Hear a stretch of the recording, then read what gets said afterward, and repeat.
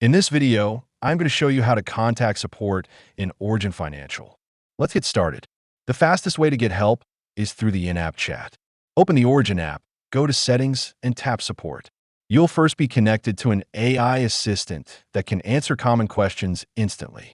If you need a real person, just type representative and you'll be connected to a live support agent. You can also reach support through email. For general concerns, send a message to support@useorigin.com.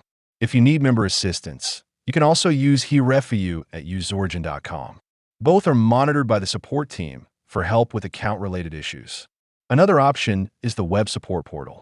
Go to support.useorigin.com, click Submit a Request, and describe your issue in detail. You can also attach screenshots so the team can troubleshoot your problem faster and more accurately. If you prefer self-service, the Help Center is also available. It covers topics like account setup, budgeting, investing, taxes, and estate planning, making it a good first stop for common questions. If you want to support our channel, feel free to use our affiliate link in the description below. Thanks for watching, and I will see you in my next video.